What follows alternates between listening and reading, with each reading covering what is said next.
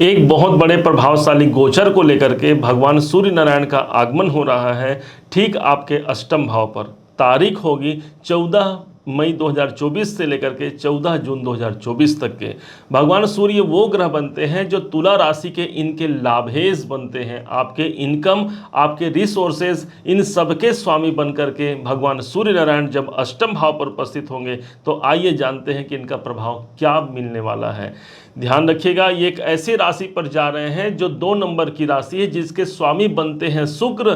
ध्यान रखिएगा, सूर्य और शुक्र दोनों का आपस में शत्रुता है, प्रबल शत्रु हैं दोनों, ऐसा कुछ लोग आपको कह भी रहे होंगे, जिसका प्रभाव बहुत अनुकूलता से नहीं मिलेगा। ये बात भी आपको सुनने को मिले होगी, लेकिन आप ये बात तो मत भूलिए कि भगवान सूर्य नारायण को क्या कहा गया है, जपा कुसुम संकासम काश्यपेयम महाद्युतिम तमो अरिम सर्व पापघ्नम प्रणतो अस्मि दिवाकरम। अर्थात जो समस्त पापों का हरण कर ले, समस्त पापों को जला करके भस्म कर दे, उसी का नाम सूर्य है। और यही सूर्य भगवान जब मेरे अष्टम भाव पर अर्थात रुकावट, विपत्ति, परेशानी, तनाव के भाव पर आ रहे हैं, अर्थात सर्व पापघ्नम, अर्थात उन सभी को पाप को नाश करके इस समय पर मुझे जागृति प्रदान करेंगे। यही इसका सबसे बड़ा प्रेडिक्शन होगा। भूल जाइए कि वो अपने शत्रु की राशि पर है। क्यों भूलने की कह रहे हैं? क्योंकि आपकी अपनी राशि तुला राशि, जिसके स्वामी भी तो शुक्र बनते हैं भाई। और इस हिसाब से सूर्य भगवान का आगमन अर्थात उस प्रकाश का आगमन जो मुझे तिमिर अंधकार से बाहर निकाल करके मेरे जीवन को एक नई उजाला की भांति उजागर करा जाए, यह है भगवान सूर्य नारायण का आगमन जो ठीक आपके अष्टम भाव पर है। और यहाँ पर पहले से 1 मई को देवगुरु बृहस्पति भी विराजमान है। सूर्य और गुरु का विराजमान होना, एक संग राजा और उनके कुल पुरोहित का आगमन होना किसी सामान्य घटना से युक्त नहीं होगा, बल्कि विशेष घटना उत्पन्न कराता है। गुरु स्वयं भाग्य के प्रतीक माने गए हैं, तो वहीं पर सूर्य भगवान के पास वो प्रतिष्ठा है, अर्थात भाग्य में प्रतिष्ठा साबित होगी। जिस राशि पर ये आए हुए हैं 2 नंबर की राशि है, स्थिर राशि मानी गई है, अर्थात सूर्य का प्रकाश भी इस समय पर स्थिर रहेगा, जिसके माध्यम से मेरे परेशानियों का अंत होगा। ये होगा इसका सबसे बड़ा समाचार जो आपके अष्टम भाव पर भगवान सूर्य नारायण आए हुए हैं। अब समझते हैं इसका प्रभाव क्या मिलेगा। प्रभाव के रूप में यदि आप ऑकल्ट साइंस में हैं, गुप्त ज्ञान विज्ञान के प्रति आपकी आकर्षण है, यदि किसी ऐसे कार्य में आप संलग्न हैं, जो रिसर्चर हैं, यदि आप कोई गुप्त कार्य करते हैं, इन सब स्थानों पर आपको जागृति मिलेगी। एक रिसर्चर की भावना से युक्त होकर के आप अपने कार्य को करेंगे, खोज करेंगे अपने कार्य को, कहाँ मुझे परेशानी है और कैसे मैं उससे बाहर निकल सकता हूँ, ये मेरी खोज होगी। अर्थात भगवान सूर्य नारायण का आगमन ठीक मेरे अष्टम भाव पर समाहित है। अष्टम भाव ही वो स्थान हो गया जो मेरे जीवन में परिवर्तन का है, बदलाव का होता है। अर्थात मेरे जीवन में परिवर्तन और बदलाव लाने के लिए भगवान सूर्य नारायण का गोचर हुआ है। एक बात ध्यान रखिएगा, आर्थिक दृष्टिकोण से इनका बहुत महत्वपूर्ण प्रभाव होगा। कैसे होगा समझिए। एक तो आपके लाभेश हो गए, दूसरे इनकी दृष्टि जो पड़ रही है सीधे आपके धन भाव पर। माना जाता है सूर्य भगवान की दृष्टि जहां पड़ती है वो स्थान कभी तिमिर अंधकार से युक्त नहीं रह पाता। उस स्थान पर जागृति आती है, प्रकाश आता है। जब उनका फोकस, उनका प्रकाश मेरे धन भाव पर पड़ रहा है, कुटुंब भाव पर पड़ रहा है, मेरे वाणी के भाव पर पड़ रहा है, अर्थात ये तीनों भाव जागृत होंगे। ये तीनों भाव कौन कौन से हैं? यदि आपके आर्थिक परेशानियां हैं तो मुझे सूर्य का प्रकाश मिल रहा है, अर्थात किसी अर्थ संबंधी परेशानियों से मुझे मुक्ति करा जाएंगे। उससे संबंधित यदि कोई मामले फंस रहे हैं, अटक रहे हैं, साथ में बैंक से जुड़ा हुआ, क्योंकि द्वितीय भाव मेरा बैंक है, मेरे संचित जमा पूंजी है, सूर्य का प्रकाश पहुंच रहा है, अर्थात वहां से मुझे एक पॉजिटिविटी देखने को मिलेगी। यह है सूर्य भगवान का एडवांटेज। दूसरी तरफ से यही स्थान मेरे कुटुंब का है, मेरे परिवार का है, मेरे अंदर जो उत्तरदायित्व है, मेरे परिवार ने जो मुझे उत्तरदायित्व दिया है, मेरे अपने लोगों ने जो मुझे ये उत्तरदायित्व दिया है, उसका मैं निर्वहन कर पाऊंगा। यह है भगवान सूर्य। भगवान सूर्य है कौन? राजा है। और राजा की नजर में हर प्रजा, उसके हर सेवक जो है एक समान होते हैं। और शायद इसी कारण से भगवान सूर्य आपके धन भाव को देख करके धन भाव को प्रतिष्ठित करा जाते हैं।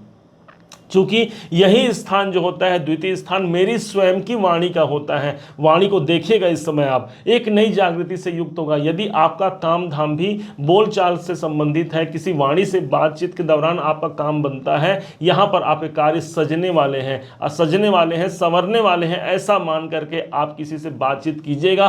स्वयं देखिएगा, इसका प्रमाण है कि कितना ज़्यादा ओज, कितना ज़्यादा प्रभाव आपके वाणी पर आता है। ये सूर्य भगवान का एडवांटेज होगा, जो दूसरे भाव पर आपको यहाँ पर इनकी दृष्टि पड़ रही है।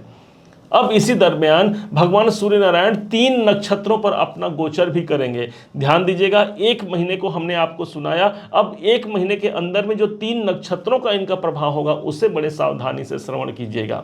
सबसे पहला होगा 14 मई से लेकर के 24 मई का दिन होगा, जिस समय पर यही कृत्तिका नक्षत्र पर होंगे, जिनके स्वामी स्वयं भगवान सूर्य बनते हैं।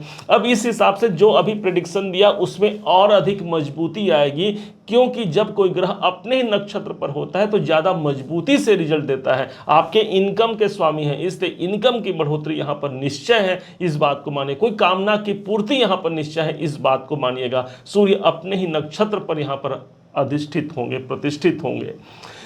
दूसरा डेट निकलता है 24 मई से लेकर के 7 जून का समय, जिस समय पर ये रोहिणी नक्षत्र पर रहेंगे, जिसके स्वामी बनते हैं चंद्रमा। अब चंद्रमा कौन है भाई? तो ये आपके दशमेश बनते हैं, आप एक कैरियर के स्वामी बनते हैं। कहाँ पर है सूर्य भगवान? तो अष्टम भाव। अष्टम भाव मेरे परिवर्तन का, दशम भाव मेरे कैरियर का। ये जो डेट है इसको ध्यान रखिएगा, कोई कैरियर से जुड़ा हुआ कोई महत्वपूर्ण डिसीजन इस समय पर हो सकता है। इसके अलावा जैसे ही समय आता है 7 जून से लेकर के 21 जून तक का समय, इस समय पर मृगशिरा नक्षत्र पर सूर्य का भ्रमण होगा, अर्थात इसके स्वामी होते हैं मंगल देव। और मंगल को देखा जाए तो ये कोई और नहीं, तुला राशि के वित्त मंत्री हैं, आपके धनेश बनते हैं, जहां पर ऑलरेडी पहले से सूर्य की दृष्टि तो जा ही रही है, इसलिए धन भाव आपका जागृत होगा। मंगल कौन है? तो मंगल को कहा गया है एक ऐसा ग्रह जिसके पास शौर्य है, पराक्रम है, एक ऐसा ग्रह है, सेनापति ग्रह माना गया है मंगल को। अर्थात मुझे धन प्राप्ति चाहिए, अपने कुटुंब के लिए मुझे सफलता चाहिए, जो लोग मुझसे जुड़े हुए हैं उनका हित भी मैं कर पाऊं, ये मानसिकता सबसे ज्यादा रहेगी। अपने जीवन की प्रबलता को सिद्ध करते हुए अपने आर्थिक मामलों को आप निपटा पाएंगे, ये इसकी एक सार्थकता होगी जो भगवान सूर्य की दृष्टि यहां पर आपके धन भाव पर पड़ी है।